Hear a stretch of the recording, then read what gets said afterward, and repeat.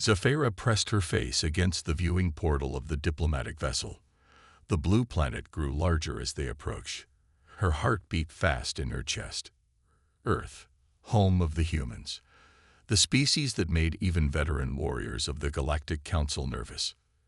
"You should not be so eager, young one," said Elder Movin, his voice gentle but firm.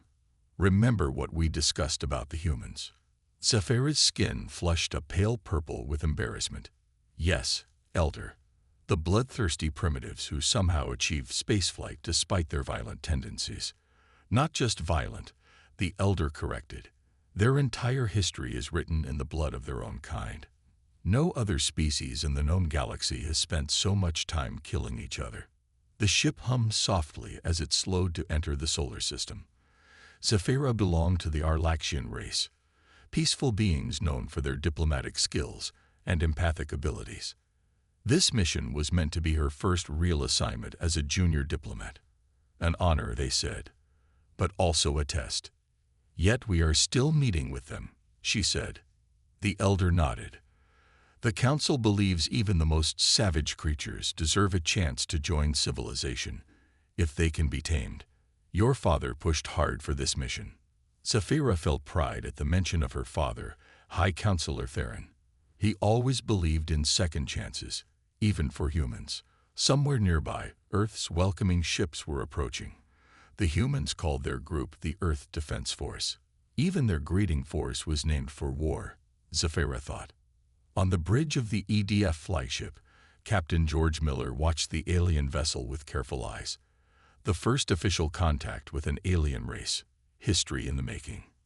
"Sir, we're receiving their signals. Translator is working," said Commander Susan Wright from her station. "They are requesting approach vectors." Miller nodded. "Send them the coordinates, and remind all ships in the fleet. No weapons systems online. We don't want to spook our new friends." "Captain," Wright said quietly, "intelligence suggests there may be other alien factions who don't want this meeting to happen. The Voltar hegemony has been mentioned specifically." "Noted, Commander. Keep alert but friendly. Today we make history, not war." As the Earth ships came into view, Zafira studied them with curiosity. They were bulky, clearly designed for function over beauty. Not like the elegant curves of Arlaxian vessels. Even their ships looked aggressive. The radio crackled. A human voice translated through their systems. "Arlaxian vessel, this is Captain George Miller of the Earth Defense Force. Welcome to the Sol system. We will escort you to the meeting point." Elder Movin was about to respond when alarm signals blared throughout the ship. "Unidentified vessels approaching at high speed," called the pilot. "They're not human." Zafira felt fear grip her chest as 3 black ships appeared seemingly from nowhere. Their shape was familiar, Voltarian battle cruisers. Before anyone could react, bright beams of energy sliced through space. "Evasive maneuvers," shouted Elder Movin. But it was too late. The first blast hit their engines. The ship lurched violently, throwing Zafira against the wall. Emergency lights flashed red as the life support systems began to fail. "All personnel to escape pods," ordered the captain over the intercom. "This is not a drill." On the human ship, Miller watched in horror as the alien vessel burst into flames. "Get us over there now," he ordered. "Prepare rescue teams." Commander Wright was already moving. "Sir, those attacking ships, they're turning toward us. Defensive positions. Protect the Arlaxian vessel at all costs." Miller slammed his fist on the comm button. "This is Captain Miller to all ships. We are under attack by unknown hostiles. Defend yourselves and the diplomatic vessel." As the human ships moved to engage the attackers, the Arlaxian vessel began breaking apart. Small pods ejected from its hull, scattering in all directions toward the blue planet below. Inside one of these pods, Zafira strapped herself in, tears streaming down her face. The emergency systems kicked in, plotting a course for the safest landing zone. The pod shuddered as it entered Earth's atmosphere. The last thing she saw before losing consciousness was the green and blue surface of Earth rushing up to meet her. She was going to crash land on the planet of bloodthirsty humans. Alone, Alan Cole hiked through the pine forest, his boots crunching on fallen leaves and twigs. The morning air was crisp and mist hummed between the trees. As a park ranger in the wilderness near Lake Superior, he enjoyed these quiet patrols. The radio at his belt crackled. "Hey Alan, you seeing anything weird out there?" It was Sam from headquarters. "Nothing unusual." "Why?" "Got reports of something falling from the sky last night. Probably a meteor, but worth checking out." Alan adjusted his cap. "Any idea where?" "Somewhere near your sector. Just keep your eyes open." He continued his patrol, scanning the forest floor and the gaps between trees. An hour later, he noticed broken branches high up. Something had torn through the canopy. Following the trail of damage, Alan emerged into a small clearing that hadn't been there yesterday. In the center sat a metallic object about the size of a small car. It was silver with strange blue markings, definitely not a meteor. Steam rose from its surface as it cooled in the morning air. "What in the world?" Alan whispered. He should call this in immediately, but curiosity pulled him closer. The object had a seamless design except for a curved panel on one side. As Alan approached, this panel slid open with a soft hiss. He jumped back, hand instinctively reaching for his sidearm. Inside was a creature. It looked almost human, but not quite. Its skin was pale with a slight purple tint. No hair, just smooth skin over a slightly larger skull than a human's. It wore a tight-fitting suit that seemed to be part of some life support system, now damaged and sparking. The creature wasn't moving. Alan checked for breathing and found a faint rhythm. It was alive but hurt. He had protocols for finding lost hikers or injured wildlife, but nothing for aliens. He should call the government, the military. But looking at the creature's face, Alan saw only a person who needed help. He gently lifted the alien from the pod. Surprisingly light. Its skin felt cool to the touch. The life support suit made a weak beeping sound. "Hang in there," Alan said, though he knew the alien couldn't understand. He carried it back toward his cabin, moving as carefully as he could through the forest. His cabin was small but comfortable, built by his grandfather years ago. Alan laid the alien on his bed and looked at the damaged suit. Some kind of mask covered its face. The alien breathed in short, labored gasps. Alan called the only person he trusted with something this strange. His sister. "Nancy, I need you to come to the cabin. Now. And bring your medical kit." "What's wrong? Are you hurt?" Nancy was a biologist at the research station 20 miles away. "I'm fine. But I found someone who needs help. I can't explain over the phone." An hour later, Nancy's Jeep pulled up outside. She rushed in, medical bag in hand, then stopped dead when she saw what was on the bed. "Alan, that's not human." "I know. Found it in a crashed pod in the forest." Nancy moved closer, her scientific curiosity overcoming her shock. "Its breathing is shallow. This suit seems like it needs it to survive." She examined the damaged life support system. "Our atmosphere must be toxic to it. Or maybe the oxygen levels are wrong. I can improvise something, but we should call the authorities." Alan finished. "I know. But look at the news. Military vehicles everywhere. They're hunting for something. For her, I think." "Her?" Nancy raised an eyebrow. Alan shrugged. "Just a feeling." "Can you help?" Nancy opened her bag. "I'll try. But this is way beyond my expertise." As they worked to stabilize the alien, military helicopters flew overhead. On Alan's small TV, news reports showed armed soldiers searching the countryside for debris from a satellite accident. "They're lying," Nancy said. "They know what fell." The alien's eyes suddenly fluttered open. They were large, deep blue, with no whites, just solid color. She looked at the humans and tried to move away, fear evident in her expression. "It's okay," Alan said softly, raising his empty hands. "We want to help."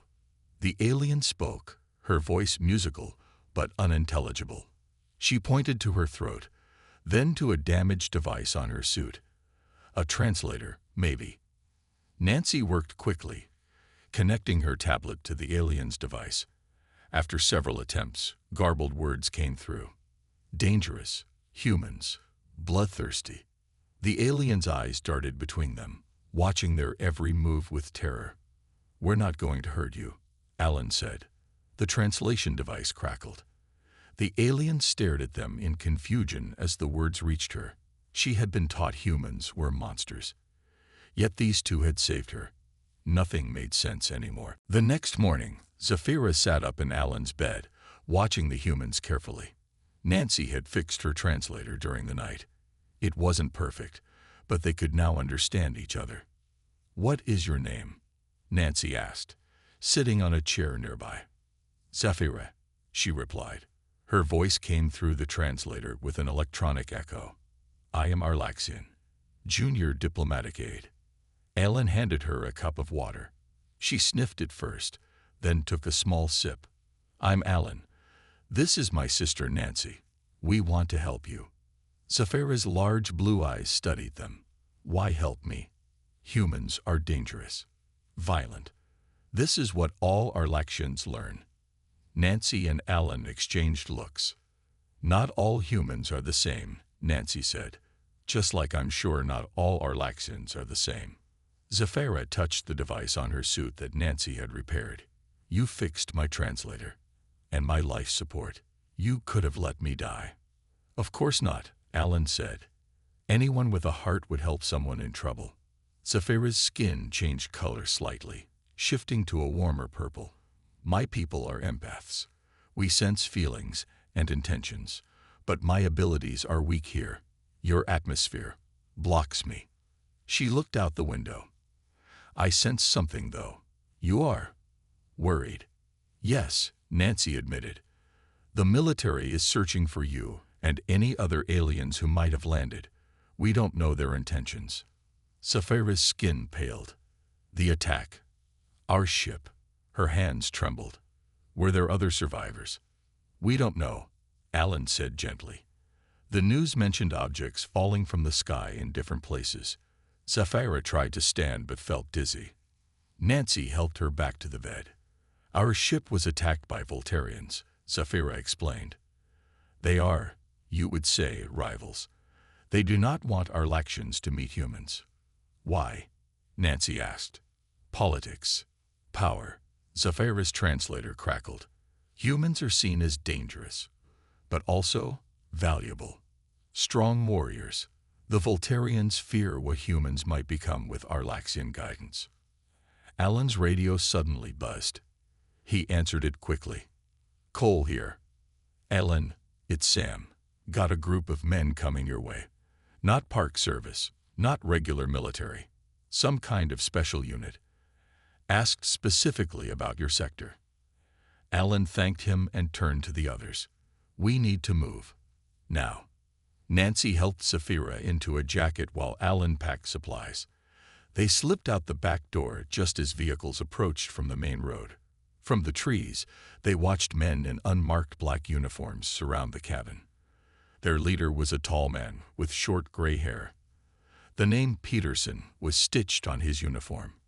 "Spread out," Peterson ordered. "The alien can't have gone far." "How do they know?" Nancy whispered. "They must be tracking the pod's signal," Zafira said. They moved deeper into the forest. Alan knew these woods better than anyone. He led them to a small cave hidden behind a waterfall, where they could rest. Inside, Nancy checked Zafira's suit. "Your oxygen levels are holding, but we need a better solution. This patch won't last more than a day or two." "There's a research lab at your station, right?" Alan asked Nancy. She nodded slowly. "Yes, but it's risky. There are always people around." "I can help," Zafira said. "My people share knowledge freely. If I can access your computers, I can show you how to make a better breathing device." As night fell, they heard helicopters overhead. Searchlights swept the forest floor. "They're not giving up," Alan said. "But neither are we." Saphira watched him prepare a small fire in the cave, keeping the smoke minimal. His hands were skilled and sure. Nothing like the savage, clumsy humans she had been taught about. In our records, she said quietly, humans are described as bloodthirsty, always fighting, always killing. But you two risk yourselves for me, a stranger, an alien. Nancy smiled. Maybe your records need updating. Perhaps, Saphira agreed. Or perhaps there is truth I do not yet see. That night, as the humans slept, Saphira looked at the stars through the cave entrance. Somewhere up there, her people might be looking for her, and the Voltarians too. She didn't understand why these humans were helping her, but she was beginning to think there was much more to them than she had been taught. Captain George Miller stood on the bridge of the EDF command ship, watching the screens with focused eyes. The attack on the Arlaxian vessel had left debris scattered across Earth's orbit. Most of the escape pods had been tracked, but several remained missing. Any word from ground teams? He asked Commander Wright. She shook her head. Nothing solid. We have reports of unusual activity near the Great Lakes region. A park ranger's cabin was searched, but he wasn't there. Miller frowned. The ranger, what's his name? Alan Cole. His service record is clean. Sister works as a biologist at a research station nearby. Show me the surveillance footage again. Wright played the video taken from a distance. It showed Alan carrying something from the forest to his cabin. Something person-sized. He found one of them, Miller said. And he's helping, not reporting it. Sir, should we send in our team to retrieve the alien? Miller thought for a moment. No. Let's watch first. Those men searching the cabin weren't ours. Black uniforms, no clear markings. Voltarians, Wright asked. Or humans working for them. Either way, I don't think they want our alien friend for a friendly chat. Miller made a decision. Track Cole's movements, but don't interfere. And find me everything you can about those black uniformed men. Meanwhile, deep in the forest, Alan led Nancy and Saphira toward an old mining complex he knew from his childhood. The tunnels would provide better shelter than the cave. My father used to work here, Alan explained as they approached the abandoned buildings. The mine closed 20 years ago, but the tunnels are still solid. Nancy supported Saphira, who was growing weaker. The temporary fix to her breathing system was failing. We need to hurry, Nancy said. Her oxygen levels are dropping. Inside the main building, dust covered everything. Old mining equipment sat silent. Alan moved a large cabinet to reveal a hidden door. Down here, he said, clicking on his flashlight. The company office had a secret room for storing valuable minerals. It has air filtration for harmful gases. Might help Saphira breathe better. They descended metal stairs into darkness. Alan found the old control panel and pressed buttons. Surprisingly, emergency lights flickered on. Backup generators, he explained. Dad always said this place was built to last. The room was small but clean. Metal walls, a table, some chairs, and an old computer system. Nancy immediately set to work connecting her tablet to Saphira's suit, while Alan secured the entrance. We should be safe here for a while, he said. Saphira sat down, her skin pale. Thank you. Both of you. She looked at them with her large blue eyes. I have been thinking about what I know of humans. We are taught you fight endless wars, that you kill your own kind over small differences. That's not entirely wrong, Nancy admitted as she worked. Humans have a violent history. But that's not all we are, Alan added. No, Saphira agreed. Your capacity for violence may be great, but so is your capacity for kindness. She touched her chest. Even with my empathic abilities weakened, I sense your true intentions. You risk yourselves for me. Why? Before they could answer, a sound came from Saphira's suit. A small communication device lit up. That's an Arlaxian frequency, she said with excitement. Someone survived. They're searching for us. She pressed buttons, and a voice came through. The language was strange, musical. Sapphira responded rapidly, then turned to the humans. "It's Commander Lyra of the Arlaxian Rescue Fleet. They arrived to find our diplomatic vessel destroyed. They detected my life signs, but can't land to help." "Why not?" Alan asked. "Voltarian forces are in orbit, blocking them. And," she hesitated, "there's more. The Voltarians have sent special troops to find me." "Why you specifically?" Nancy asked. Sapphira looked down. "Because I am not just a junior diplomatic aide. I am the daughter of High Counselor Theron, leader of the Arlaxian Council. The Voltarians can use me to force my father's cooperation." Outside, the sound of helicopters grew closer. Alan peered through a small window in the upper part of the room.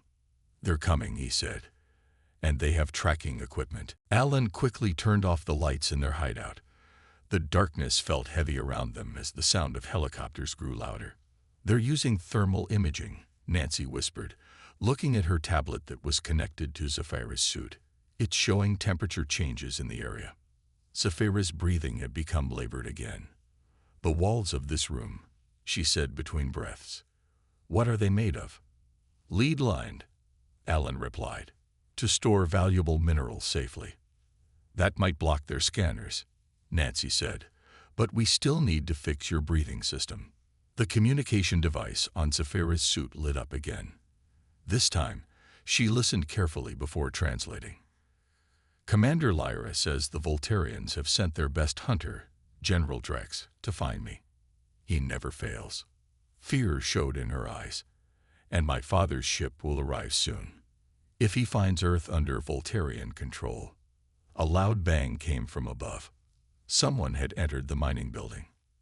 Alan moved quietly to the hidden entrance, listening. Footsteps moved across the floor above them. Orders were given in low voices. "How many?" Nancy mouthed silently. Alan held up 5 fingers. Sapphira suddenly clutched Nancy's arm. "Your computer," she whispered. "May I use it?" Nancy handed over her tablet. Sapphira's fingers moved quickly across the screen, entering strange symbols. "What are you doing?" Alan asked. "Sending a message to Commander Lyra. My suit can boost the signal." She finished typing. "I've asked them to create a distraction." Minutes passed in tense silence. Then suddenly, a deep rumbling sound came from outside. The ground shook slightly. "What was that?" Nancy asked. "Sonic pulse," Sapphira explained. "Harmless, but loud. Directed at the area around us." Above them, they heard confused shouting. Footsteps ran toward the exit of the building. The helicopter's engines roared as they took off to investigate the disturbance. "Now," Alan said, "we need to move while they're distracted." They gathered their things quickly. Nancy supported Sapphira as they climbed the stairs. The main room of the mining building was empty. Through the dirty windows, they could see the helicopters hovering over a distant part of the forest. "This way," Alan said, leading them toward a back door. They had just stepped outside when a voice stopped them. "Don't move." They turned to see Captain Miller and Commander Wright standing there. They'd wore standard Earth Defense Force uniforms and carried sidearms, though these weren't drawn. "Alan Cole?" Miller asked. Alan stepped in front of Sapphira protectively. "Who wants to know?" "Captain George Miller, Earth Defense Force. We've been tracking you since the pod landing." Miller's eyes moved to Sapphira. "We're not here to harm any of you." "Why should we trust you?" Nancy asked. "Because we were assigned to protect the Arlaxian diplomatic mission," Wright explained. "We failed when the Voltarians attacked, but our mission remains the same." Sapphira stepped forward, studying their faces.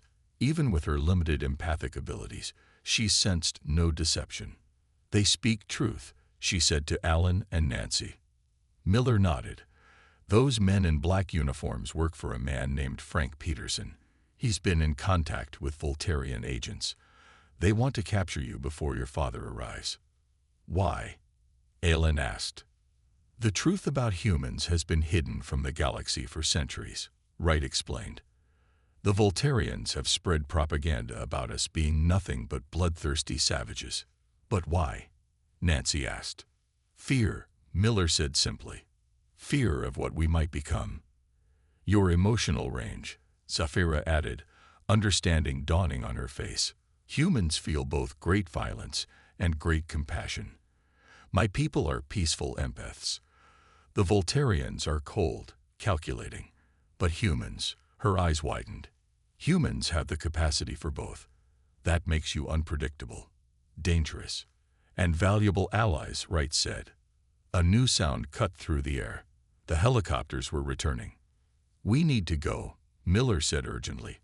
Our transport is hidden 2 miles east. Zafira needs medical attention, Nancy insisted. Her breathing system is failing. Miller nodded to Wright. Show them what we brought. Wright opened a case she carried. Inside was a small device, clearly of Arlaxian design. We recovered this from another pod, she explained, handing it to Nancy. It might help. As Nancy worked to connect the device to Zafira's suit, the alien girl looked at the humans surrounding her. Enemies according to her teaching. Saviors in reality. Thank you, she said simply.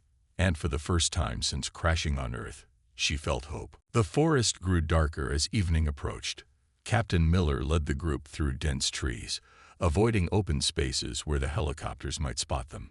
Zafira moved easier now with the new breathing device, though she was still weak. How much further? Alan asked, helping Nancy over a fallen log. 1/2 mile, Miller replied. Our transport is hidden in a clearing.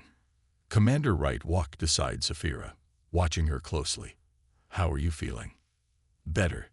Thank you. Zafira paused, looking up at the darkening sky. My father's ship will be here soon. The Voltarians will try to stop him. A distant explosion lit up the sky. They all looked up to see flashes of light far above the clouds. It started, Wright said grimly. The battle for Earth's orbit. Miller's radio crackled. He listened intently before turning to the others. That was our orbital station. A large Voltarian warship has just arrived. And behind it, he hesitated, an even larger ship, Arlaxian design. Zafira's eyes widened. My father. They continued moving quickly through the forest. The sounds of fighting grew louder behind them. Peterson's men had picked up their trail again. There's something you need to know, Zafira said as they walked. The Voltarian commander, Drex, he was on the transmission I received. He said my father is coming to negotiate Earth's surrender to the Galactic Council. Surrender? Nancy asked. Why would we surrender? Because the Council believes humans are dangerous. Too dangerous to be allowed free access to space. Zafira looked ashamed. The diplomatic mission was partly to assess if humans could be trusted. And the Voltarians want to make sure we fail that assessment, Alan concluded. They reached a small clearing where a sleek transport vehicle sat, partially hidden under camouflage netting. Miller quickly removed the covering. This will get us to the emergency beacon location, he said. If we can activate it, your father will know where to find you. Suddenly, gunfire erupted from the trees. Everyone dropped to the ground. Get to the transport, Miller shouted, pulling his weapon. Wright helped Zafira toward the vehicle while Miller and Alan provided cover. Nancy crawled behind them, clutching her medical bag. From the trees emerged Peterson and his men. Their black uniforms blended with the shadows. Hand over the alien, Peterson demanded. This doesn't concern you, Miller. You're working for the Voltarians, Miller called back. That makes it my concern. Peterson laughed bitterly. They showed us the truth about the aliens' plans for Earth. The Arlaxians aren't here for friendship. More gunfire. A bullet struck the transport, narrowly missing Zafira. She cried out in fear. As Wright got Zafira into the vehicle, Alan noticed movement in the trees behind Peterson. More figures appeared, but these wore regular military uniforms. Captain, one of them called. 2nd Battalion, reporting for duty. Peterson turned in surprise. He was now caught between Miller's group and the new arrivals. Stand down, Peterson, ordered the battalion leader. By order of EDF command. Peterson hesitated, then slowly lowered his weapon. His men followed suit. "You're making a mistake," Peterson said. "The Voltarians showed me what these aliens really think of us." "They showed you what they wanted you to see," Miller replied. With Peterson's group disarmed, Miller hurried everyone into the transport. The battalion would handle Peterson while they continued their mission. As they sped through the forest, Saphira received another transmission. Her face grew pale as she listened. "What is it?" Alan asked. "The Voltarian warship has engaged my father's vessel," she translated. "They're threatening to attack Earth's cities if he doesn't retreat." She looked up at the humans with fear in her eyes. "He won't leave without me. And the Voltarians know this." "How far to the beacon?" Miller asked Wright. 20 miles, through mountain terrain. "We won't make it by vehicle," Miller said. "The last 5 miles will have to be on foot." Saphira touched the communication device on her suit. "I must contact my father. Tell him not to risk the lives of millions for me." "No," Alan said firmly. "We're getting you to that beacon. Your father needs to see the truth about humans for himself." The transport raced forward as night fell completely. Above them, flashes of light marked the battle in orbit. The fate of Earth hung in the balance, and their small group was racing against time. Dawn broke over the mountains as Alan, Nancy, Captain Miller, Commander Wright, and Saphira made their final push toward the beacon location. They had abandoned the transport vehicle where the terrain became too rough and continued on foot. Saphira stumbled on the rocky path. Alan caught her before she fell. "I can carry you," he offered. She shook her head. "I can manage. We're almost there." Above them, the sky flickered with distant explosions. The space battle had continued through the night. Saphira's breathing device beeped a warning. "Her oxygen levels are dropping again," Nancy said, checking the readings. "We need to hurry."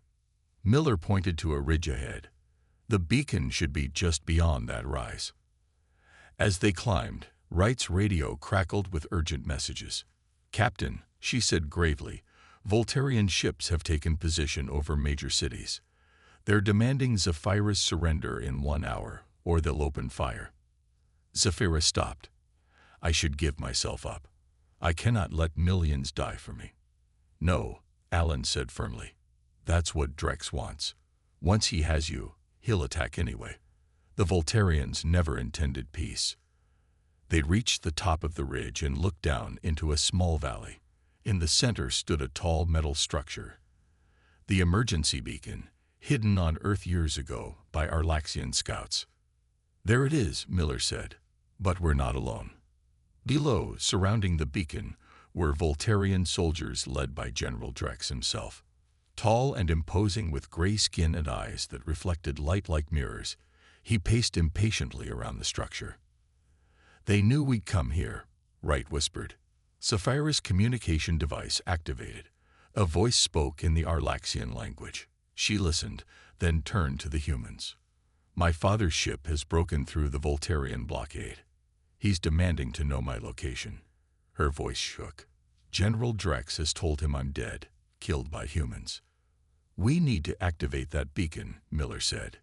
"It will transmit your life signs directly to your father's ship." Nancy studied the valley. "There are too many guards. We'll never reach it."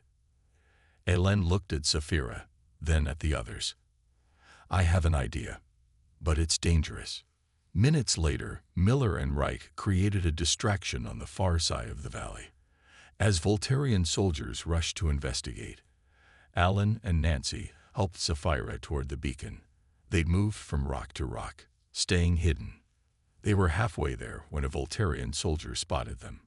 He raised his weapon, but before he could fire, Alan tackled him. They struggled briefly before Alan knocked him unconscious. "Go," Alan told Nancy and Saphira. "Get to the beacon." More soldiers were returning. Nancy and Saphira ran toward the beacon while Alan provided cover.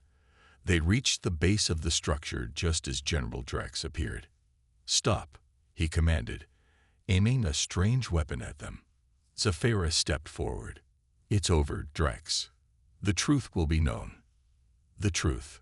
Drex laughed coldly. "The truth is that humans are dangerous. Look at them, fighting and killing even now. Bloodthirsty savages." "No," Zephyra said. "They fight to protect, not to destroy. They risk their lives for others, even for aliens they just met." As Drex prepared to fire, Alan rushed him from behind. The weapon discharged, hitting Alan in the shoulder. He fell but managed to knock Drex off balance. Nancy seized the moment to help Zephyra reach the beacon controls. Zephyra pressed her hand against the panel. The structure hummed to life, glowing with blue light that shot into the sky. "No," Drex shouted, but it was too late. The light enveloped Zephyra, her empathic abilities suddenly amplified. She could feel everything. Alan's pain, but also his determination, Nancy's fear mixed with hope, Miller and Wright's dedication, and she could broadcast these feelings. The beam connected with the Arlaxian ship above. High Counselor Theron, standing on his bridge, felt his daughter's presence, and with it, the truth about the humans who had saved her. Minutes later, Arlaxian troops arrived, surrounding the Voltarians. General Drex was taken into custody. Medical teams treated Alan's wound while Zephyra embraced her father. "The Voltarians lied to us," Theron said sadly. "For centuries, they kept us from knowing the truth about humans." Zephyra nodded. "They called humans bloodthirsty, Father, but they are so much more. Their capacity for violence is matched by their capacity for kindness. They fought for me, bled for me. They saved me." High Counselor Theron looked at the humans with new understanding. "Then perhaps it is time for a true alliance, not based on fear, but on respect." As the sun rose higher, ships from both fleets gathered in Earth's orbit, not for war, but for the beginning of peace.